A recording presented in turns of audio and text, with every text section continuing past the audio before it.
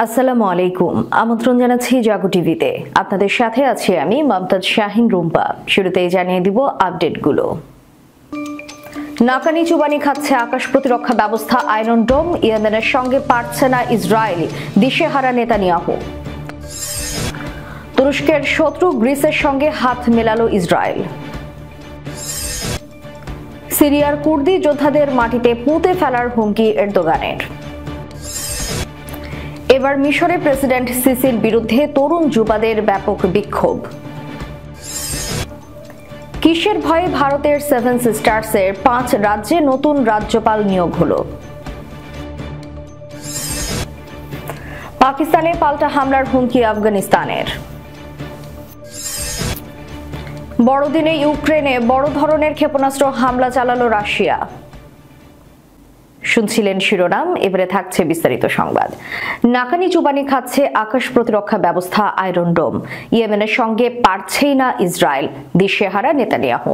Lebanon ও সিরিয়ায় কিছুটা হোঁচট খেয়েছে ইরানের কৌশল।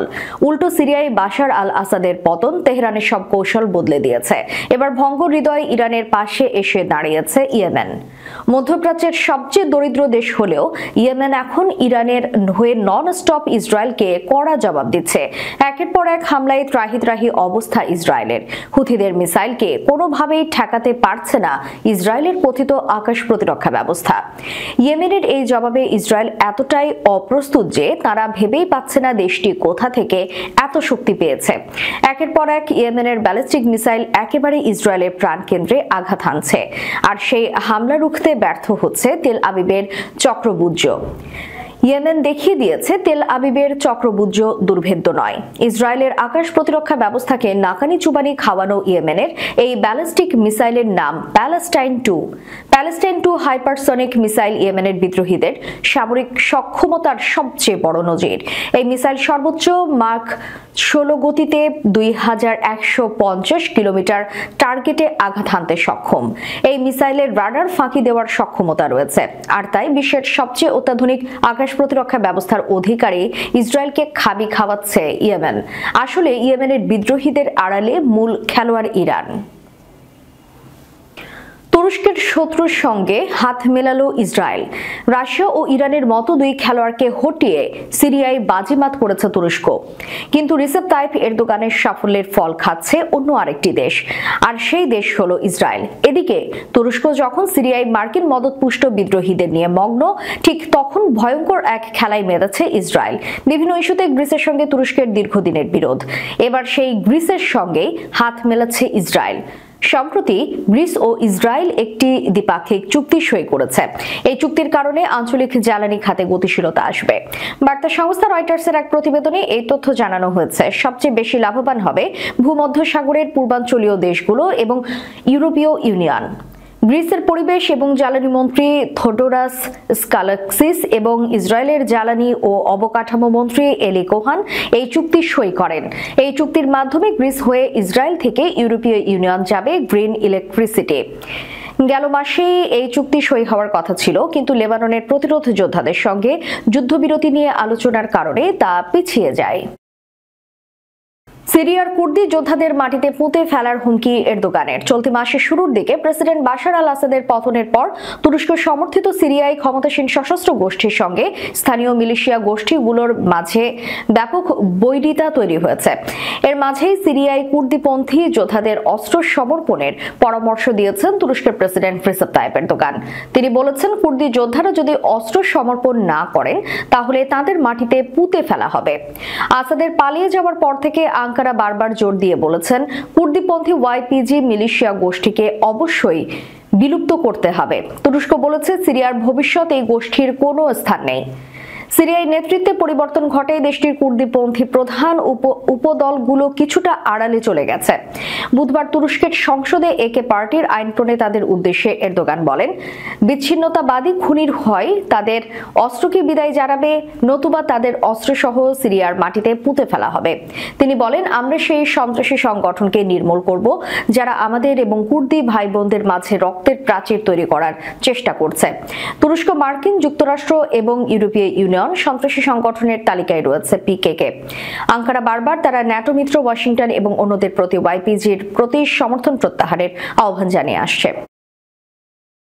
মিশরের প্রেসিডেন্ট আবদেল ফাত্তাহ আল সিসির বিরুদ্ধে রাজধানী কায়রোতে ব্যাপক বিক্ষোভ শুরু হয়েছে। শত শত তরুণ যুবা এই বিক্ষোভে অংশ নিয়েছেন। ক্রমবর্ধমান অর্থনৈতিক মন্দা, নাগরিক স্বাধীনতা ক্ষুণ্ণ এবং ক্রমবর্ধমান দুর্নীতির বিরুদ্ধে অসন্তোষ প্রকাশ করেছেন তারা।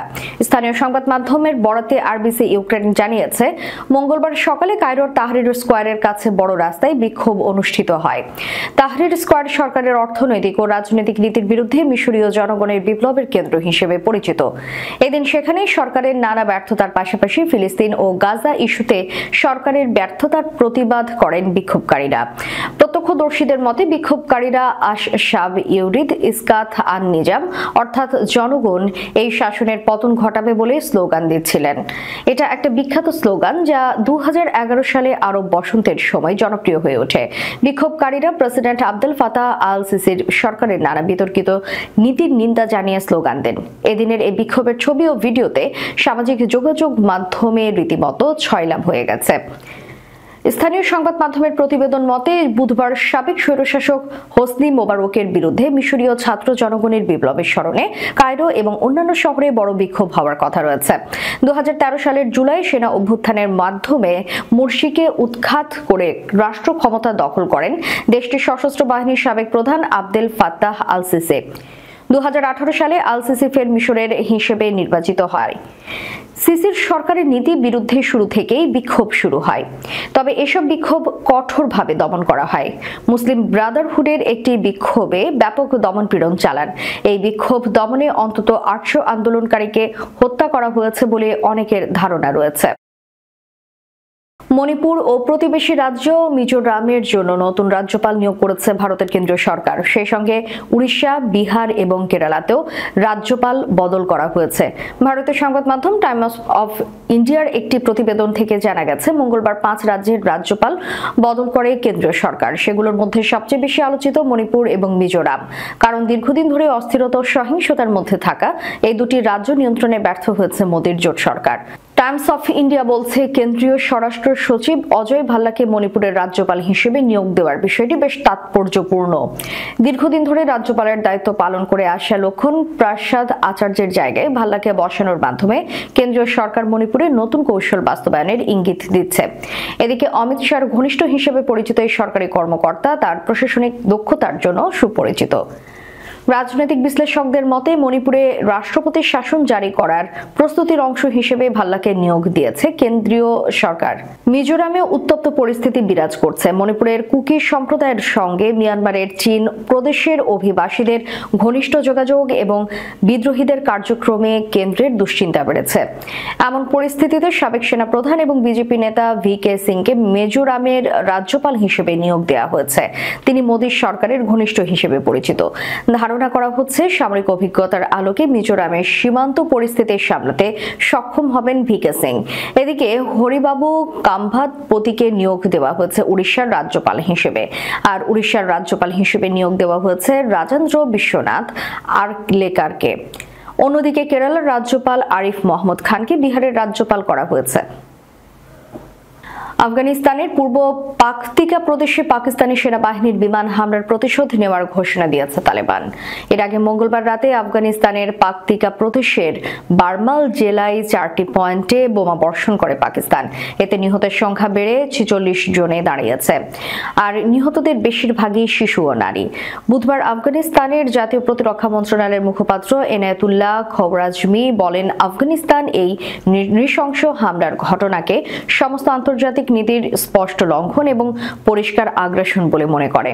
ইসলামী আমিরাত আফগানিস্তান এবং কাপুরুষোচিত হামলার জবাব দেবে। প্রতিবেশী এই দুই দেশের মধ্যে দীর্ঘদিন ধরে উত্তেজনাপূর্ণ সম্পর্ক বিরাজ করছে। আফগানিস্তানের ভূখণ্ড ব্যবহার করে জঙ্গিরা পাকিস্তানে হামলা চালাচ্ছে বলে অভিযোগ ইসলামাবাদের। তবে আফগানিস্তানের ক্ষমতাসীন গোষ্ঠী তালেবান এই অভিযোগ অস্বীকার করেছে। পাকিস্তান আফগানিস্তানের সম্পর্ক জটিল আকার ধারণ করে চলতি বছরের মার্চে। ওই সময় পাকিস্তানি সামরিক বাহিনী আফগানিস্তানের ভূখণ্ডে 2 দফায় বিমান হামলা চালায়। এতে আফগানিস্তানে 5 নারী এবং শিশু নিহত হয়। নাম প্রকাশ না করার শর্তে পাকিস্তানের জ্যেষ্ঠ এক নিরাপত্তা কর্মকর্তা বলেন, আফগানিস্তানের ভেতরে সন্ত্রাসীদের বিভিন্ন আস্তানা লক্ষ্য করে বিমান এবং ড্রোন হামলা চালানো হয়েছে। আফগানিস্তানের বারমালের বাসিন্দা মালের এএফপিকে বলেছেন, মঙ্গলবারের হামলায় এক পরিবারের 18 সদস্য নিহত হয়েছেন। ইউক্রেনের উত্তর পূর্বাঞ্চলীয় শহর খার্কিভে বড়দিনের সকালে বড় ধরনের ক্ষেপণাস্ত্র হামলা চালিয়েছে রাশিয়া। শহরটির মেয়র ইগোর তেরেভকভ সামাজিক যোগাযোগ মাধ্যম টেলিগ্রামে এই তথ্য জানান। বার্তা সংস্থা এএফপির বরাতে এক প্রতিবেদনে এই তথ্য জানিয়েছে ভারতের সংবাদ মাধ্যম এনডিটিভি। সামাজিক যোগাযোগ মাধ্যম টেলিগ্রামে তেরেভকভ লেখেন, খার্কিভ বড় আকারের ক্ষেপণাস্ত্র হামলার শিকার হয়েছে। শহরে একাধিক বিস্ফোরণের শব্দ শোনা গেছে। তিনি আরো বলেন, এখনো শহরের দিকে ধেয়ে আসছে ব্যালিস্টিক ক্ষেপণাস্ত্র। আঞ্চলিক গভর্নর দাবি করেছেন, তার হিসেব মতে রাশিয়া অন্তত 60টি ক্ষেপণাস্ত্র ছুড়েছে খার্কিভে। হতাহতের সংখ্যা এখনো নির্ধারণ করা সম্ভব হয়নি। এদিকে রুশ প্রতিরক্ষা মন্ত্রণালয় দাবি করেছে, বুধবার দিনের প্রথম ভাগে 59টি ইউক্রেনীয় ড্রোন ভূপাতিত করেছে রুশ বাহিনী। এদিকে ইউক্রেনীয় বিমান বাহিনীর দাবি, কৃষ্ণ সাগর থেকে কালিরভ ক্রুজ ক্ষেপণাস্ত্র নিক্ষেপ করেছে রাশিয়া, তবে তা কোথায় আঘাত এনেছে তা জানানো হয়নি। সম্প্রতি পূর্ব ইউক্রেনে অভিযানের মাত্রা বাড়িয়েছে রাশিয়া। বিশ্লেষকরা বলছেন, জানুয়ারিতে মার্কিন প্রেসিডেন্ট ডোনাল্ড ট্রাম্প ক্ষমতা গ্রহণের আগে মস্কো যত বেশি সম্ভব ইউক্রেনীয় ভূখণ্ড দখল করতে যাচ্ছে। ক্ষমতা গ্রহণের সঙ্গে সঙ্গে এই যুদ্ধ থামিয়ে দেওয়ার প্রতিশ্রুতি দিয়েছেন ট্রাম্প, তবে তিনি এখনো কোনো যুদ্ধবিরতি বা শান্তি চুক্তির শর্ত প্রস্তাব করেননি। দর্শক, শেষ করার পূর্বে সংবাদ শিরোনামগুলো জানিয়ে দিব আরো একবার। নাকানি চুবানি খাচ্ছে আকাশ প্রতিরক্ষা ব্যবস্থা আয়রন ডোম, ইয়েমেনের সঙ্গে পারছে না ইসরায়েল, দিশেহারা নেতানিয়াহু। তুরস্কের শত্রু গ্রিসের সঙ্গে হাত মেলালো ইসরায়েল। সিরিয়ার কুর্দি যোদ্ধাদের মাটিতে পুঁতে ফেলার হুমকি এরদোগানের। এবার মিশরে প্রেসিডেন্ট সিসির বিরুদ্ধে তরুণ যুবাদের ব্যাপক বিক্ষোভ। কিসের ভয়ে ভারতের 7 সিস্টার্সের 5 রাজ্যে নতুন রাজ্যপাল নিয়োগ হলো। পাকিস্তানে পাল্টা হামলার হুমকি আফগানিস্তানের। বড়দিনে ইউক্রেনে বড় ধরনের ক্ষেপণাস্ত্র হামলা চালালো রাশিয়া। এতক্ষণ আমাদের সাথে থাকার জন্য ধন্যবাদ। আল্লাহ হাফেজ।